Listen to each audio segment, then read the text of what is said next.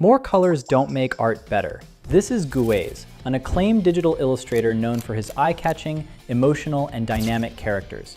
He focuses on capturing the feeling of a subject, using only strategic manipulation of saturation and luminosity. He asks the most important question: what do I want the viewer to feel when they see this? His color choices are based on emotion and color temperature, not solely the color wheel. In this video, I'll recreate one of his artworks from scratch and show you the one color temperature trick that changed the way I see light and color forever.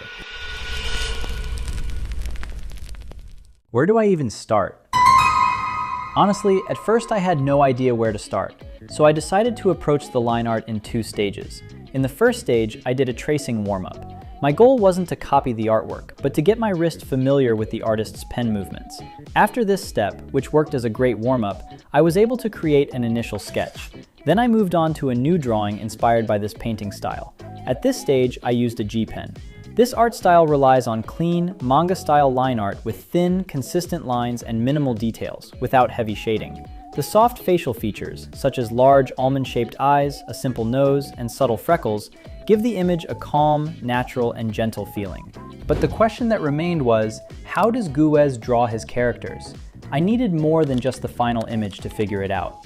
After searching a lot, I couldn't find any source. No time-lapse, no guide that could help, nothing.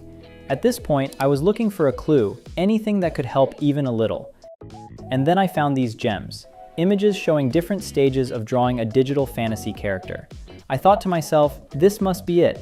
If I can break this down and see how GUWEIZ'S draws his characters, I can draw like him. Two things stand out here. There's no pure black or white, which keeps the image soft and cinematic. Most of the form is built between 35 and 70% values, using subtle shifts instead of heavy outlines. After analyzing the values, I first define the light source. Then I start working in grayscale using the G pen and airbrush. At this stage, I keep the clothing simple and low detail so it doesn't pull attention away from the main subject. While working in grayscale, my main focus is value distribution. From the start, I make sure to use the full grayscale range, from the darkest darks to the brightest highlights.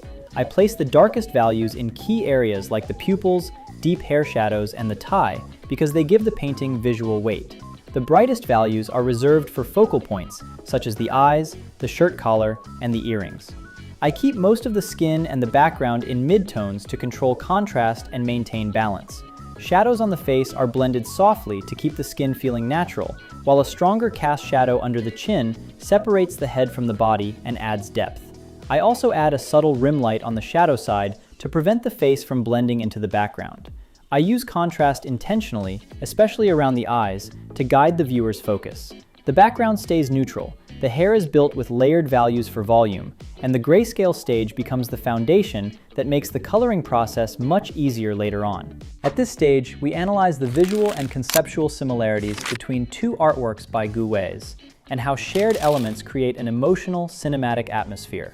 In both images, a young, dark-haired woman is the central subject.